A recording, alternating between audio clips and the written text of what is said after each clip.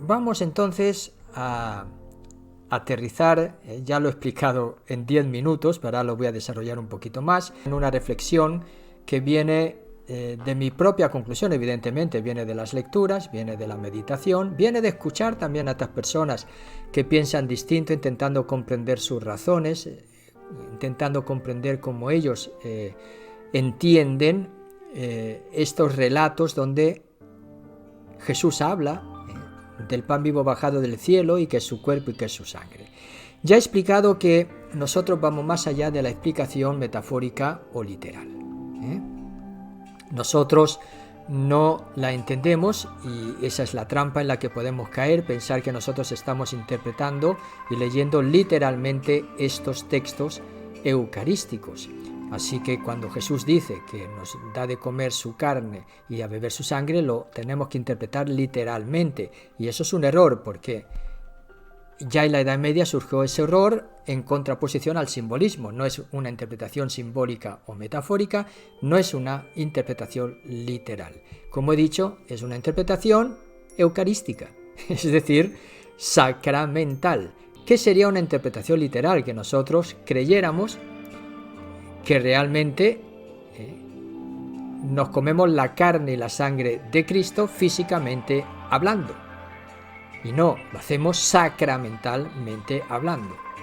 Pero esa presencia sacramental no significa que es simbólica en el sentido de metáfora, que hacemos un gesto simbólico, no.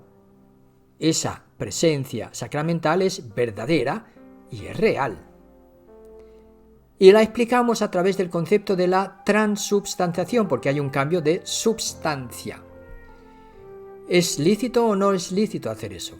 Es que el mismo San Juan ya está haciendo una interpretación de el relato eucarístico de la última cena, tal como nos lo cuentan los sinópticos.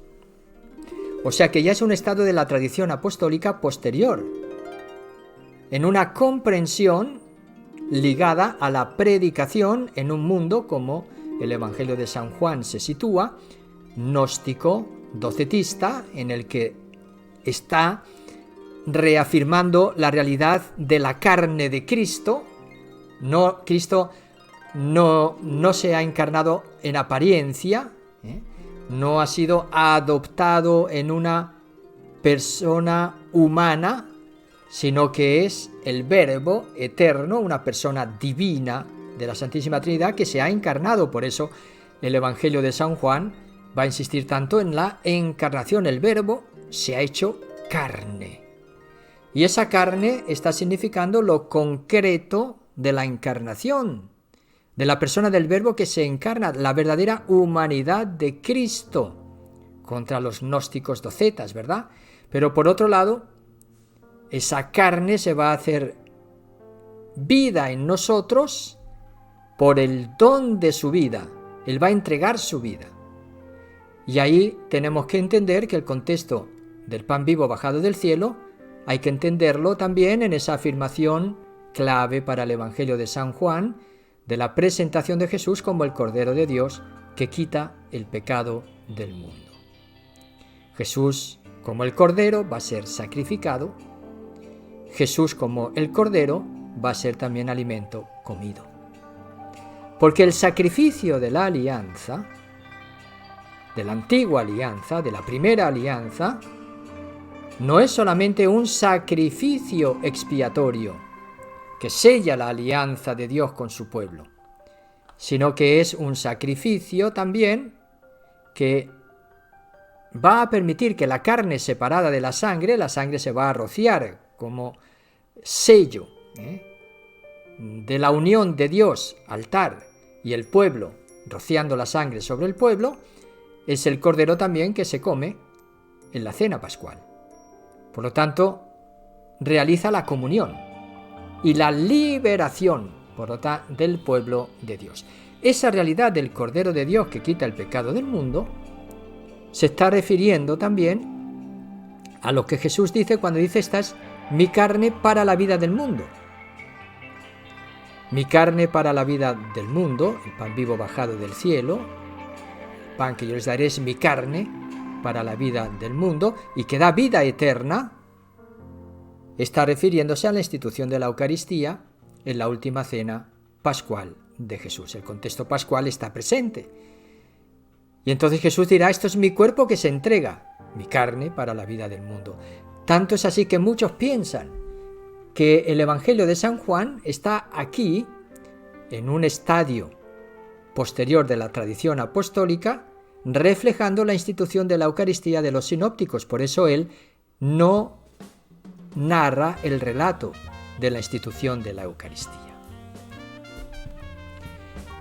Ahí tenemos que unidos el texto de el que come mi carne, el que bebe mi sangre, yo soy el pan vivo que ha bajado, el que coma de este pan, el pan que yo les daré es mi carne para la vida del mundo. Entonces disputan, algunos dicen, bueno, lo interpretaban literalmente los fariseos: ¿cómo puede darnos a comer su carne?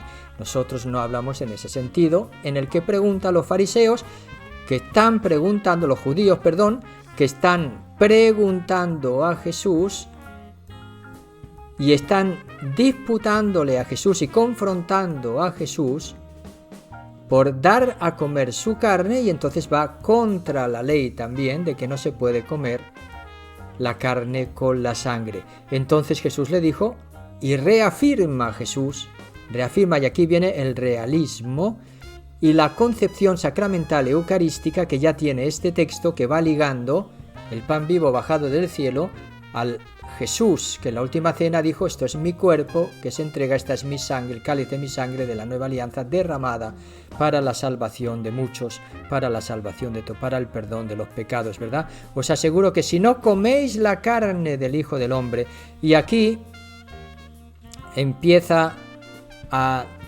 usar estos verbos que he dicho antes, ¿verdad? Phagein, throgein, para reafirmar todavía más el realismo de esta comida.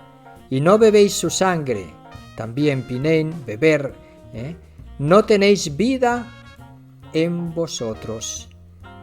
Es el que da la vida, es la carne y la sangre entregada de Cristo que da la vida, que es la vida que nos une a Él.